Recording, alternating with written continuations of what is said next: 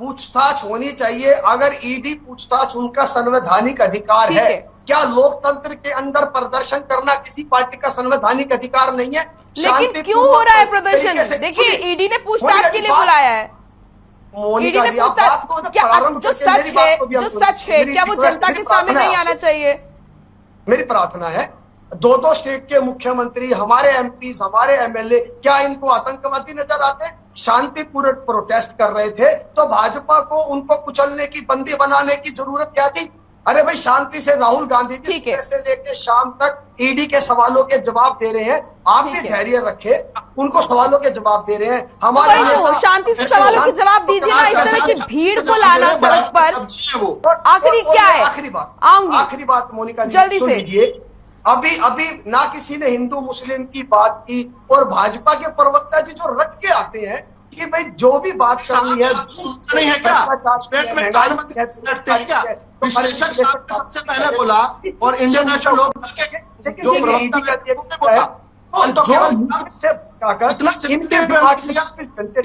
बिट्टू जी थोड़ा संयम रखिए, आऊंगी आपके पास भी। हमारे बारी बारी बोलने दीजिए सबको, फिर भी अपनी उसी बात पर आगे। ठीक है राकेश जी, बारी बारी से बोलना चाहिए।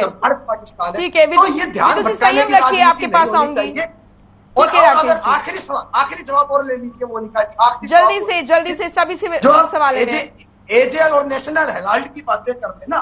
2011 के अंदर यंग इंडिया लिमिटेड ने जब इसका अधिग्रहण किया, यंग इंडिया लिमिटेड आज भी कागजों के अंदर एक नॉन प्रॉफिट कंपनी है। 90 करोड़ रुपए का कर्जा था एजेएल के ऊपर, जिसको कांग्रेस पार्टी ने ओन किया। आज भाजपा के प्रवक्ता कहते हैं अरे भाई 90 करोड़ रुपया था तो इतनी हजारों करोड़ की प्रॉपर्टी थी, बेच कर चुका देते। क्योंकि इनके ब्लड के अंदर यह बात आ चुकी है कि जो हमारे बनाए हुए संस्थान है उनको तुरंत प्रभाव से बेच दो। अभी जैसे हाल के अंदर LIC का हाल कर दिया, तो बेचना इनके खून में समा चुका है। कांग्रेस की परंपरा बनाने की रही थी, कांग्रेस पार्टी ने उस 90 करोड़ के विदुरावल हंस रहे हैं, इस पर जवाब आपसे विदुरावल जी आपसे जवाब लूंगी, लेकिन आखिरी लाइन जल्दी, बहुत समय हो गया आपको। सर आखिरी लाइन ये है, इस सारे मामले के अंदर मैं दावे के साथ आपको एश्योर कर रहा हूं, ये जितने भी शेयर होल्डर है उनके जो संविधान है, चाहे वो एजेएल का है या यंग इंडिया लिमिटेड का संविधान है, 1 रुपए की भी कैश ट्रांजैक्शन नहीं हो सकती, शेयरों का आदान प्रदान नहीं हो सकता।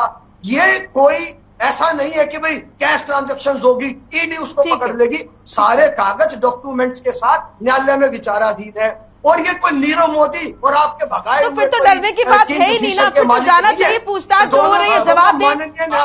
ठीक है प्रदीप जी, इनको न्यायालय से व्यक्तिगत पेशी की भी छूट मिली हुई है। ठीक है, जो आप आज बात करें, व्यक्तिगत पेशी की छूट मिली है। आपके कार्यकाल में जो भ्रष्टाचारी विदेशों में फंसा दिए गए, उनको ये छूट नहीं मिली है। राकेश जी, बस अब हो गया। ठीक है विदु जी, आऊंगी आपके पास, लेकिन मैं पहले कमेंट लेना चाहूंगी प्रदीप जी से। प्रदीप जी, आपने सुना, ठीक है, अन्य मुद्दे भी है, लेकिन ये मुद्दा भी बहुत जरूरी है। देखिए, करोड़ों का गड़बड़ झाला इसमें सामने आ रहा है और पूछताछ जो है वो ईडी कर रही है। क्या ये इम्पोर्टेंट नहीं है देश के लिए जानना कि देश की सबसे पुरानी पार्टी कांग्रेस इस पूरे मामले में संलिप्त है या नहीं? देखिए, मेरी 2 बातें इसमें। एक तो जो इस समय हमारा देश जिस दौर से गुजर रहा है उस पर थोड़ा सा ध्यान देने की जरूरत है। नंबर 1 बात, अभी हमारे ये बीजेपी साथी जो कह रहे थे कि महत्वपूर्ण मुद्दा है, लेकिन मुझे ये बताइए कि पिछले 8 सालों में बीजेपी की सरकार रही है, अनेक राज्यों में रही है, तो उसने ऐसे कितने बीजेपी नेताओं को करप्शन के मामले में पकड़ा है? ये क्या बीजेपी में आने के बाद कोई भी व्यक्ति, कोई भी नेता साफ सुथरा हो जाता है? क्या आपकी बीजेपी पूरी गंगाजल है? प्रदीप जी, वो तो कह रहे हैं कि अगर ऐसा कुछ मामला है या किसी को लगता है कि भ्रष्टाचार है तो कंप्लेंट करें। तो निष्पक्ष भूमिका में आप विदु जी, 1 सेकंड, विदु जी आपके पास आ रही हूँ मैं, संयम रखिए, थोड़ा संयम रखिए, थोड़ा संयम रखिए, आ रही हूँ। वो ये हमेशा रहेगा, जब से रहेगा मुद्दा रहेगा, ये आपका एजेंडे में है। मैं जो बात करना चाह रहा हूँ, संयम रखिए, आ रही हूँ आपके पास। सरकार में अन्य राज्यों में जो भी बीजेपी सरकारें हैं और आपकी सेंट्रल गवर्नमेंट इसमें रही है, आपने ऐसी कौन सी निष्पक्ष कार्रवाई करी है कि क्या आपके बीजेपी में आने के बाद जो भ्रष्टाचार के जो भी आरोप रहे हैं, बहुत से ऐसे नेता जो बीजेपी ज्वाइन करने के बाद उनके तमाम आरोप कहाँ चले? ये मुद्दा बहुत लंबा चले जाएगा। जिस मुद्दे पर मैं ये कहना, ये मुद्दा है और इसमें कोई ईडी अपना काम कर रही है और ये इसमें कोई दोहराई नहीं कि आगे आप भी देश की जांच एजेंसी पर सवाल खड़े कर रहे हैं। आपका भी ये मानना है कि जो ईडी है वो सरकार का मुखौटा है?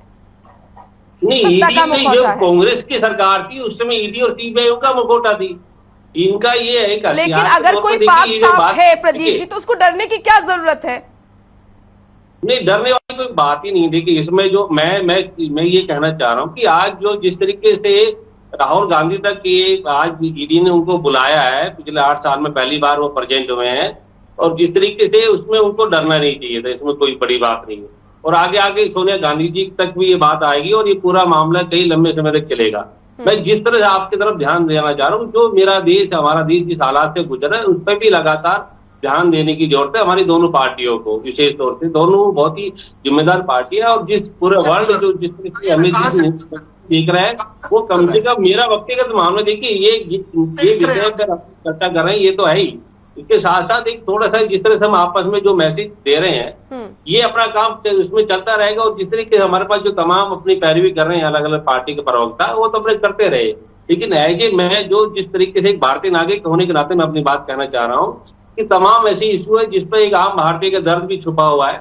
नेशनल हेराल्ड का बहुत महत्वपूर्ण मुद्दा है, क्योंकि ये जो भ्रष्टाचार की सबसे टॉप जिसे कहते हैं, गांधी परिवार पर अगर सबसे बड़ा हमला है तो यही हमला है। और उसको उनको गांधी परिवार को भी चाहिए कि वो बिल्कुल एक निष्पक्ष भावना से उसमें सरकार का सहयोग करे, ईडी का सहयोग करे, इसको राजनीतिकरण ना होने दे, ये भी बहुत जरूरी है।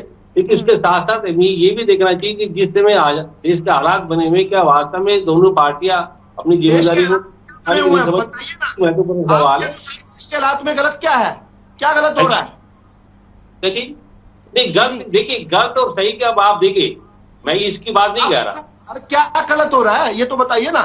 देश के हालात तो सबसे नहीं, आप जो कह रहे हैं कि भ्रष्टाचार की बात कह रहे हैं, तो मुझे ये बता दीजिए कि पिछले 8 साल में आपकी बीजेपी सरकारों में आपके पार्टी के सारे नेता सब ईमानदार है, गंगा जल में नहाए हुए हैं। अगर आप भ्रष्टाचार की बात करें तो उसकी भूमिका कहाँ है आपकी? लेकिन आपकी ईडी ने, आपकी जो ईडी अपना काम करी, क्या उसको बीजेपी बिल्कुल गंगाजल नजर आती है क्या? जितने भी नोटिस जारी हुए हैं पिछले 8 सालों में, आप उसका लगाइए, देशों के जितने मामले दर्ज कराए गए पूरे देश। लेकिन बीजेपी तो इस पे यही कह रही है ना कि आप कंप्लेंट कीजिए, अगर आपको भ्रष्टाचार कहीं पर नजर आता है तो कंप्लेंट कीजिए ना, FIR कराइए। ये भ्रष्टाचार है, इसमें कोई शक नहीं है। बीजेपी किस तरीके से कह रही कि हम बिल्कुल निष्पक्ष भूमिका में भ्रष्टाचार के खिलाफ कार्रवाई करेंगे, ये एक तर्कहीन बातें हैं। बीजेपी को भी पता है कि पिछले 8 सालों में उसने किस तरह की कार्रवाई करी है। अगर निष्पक्ष भूमिका में एक भी बीजेपी नेता बताइए तो उन्होंने निष्पक्ष कार्रवाई करी है। हो सकता है, ऐसा नहीं है। ठीक है, इसमें ओंकार जी, मधु जी आ रही हूँ, थोड़ा समय मुझे दीजिए। ठीक है प्रदीप जी, ठीक है प्रदीप जी, ठीक है विदु जी आ रही हूँ, थोड़ा सा समय मुझे दीजिए। ओंकार जी, जिस पे लोगों का भरोसा मजबूत हो सके, ठीक है ये तो ओंकार आपको थोड़ा बताना पड़ेगा ना। ठीक है, नहीं मतलब अपराधियों के भरोसों को मजबूत करें, ये कर रहे हैं, ये कह रहे हैं। अपराधियों बात साफ है, वो तो पूछताछ के बाद सामने आ ही जाएगा। जिस तरीके से प्रदीप जी, जिस तरीके से सुब्रमण्यम स्वामी ने कंप्लेंट की है, और अगर बीजेपी का कोई नेता करप्ट है तो उसके ऊपर भी, उसके खिलाफ भी कंप्लेंट कीजिए। करो तो सही, ये काम तो विपक्ष का है ना, ये काम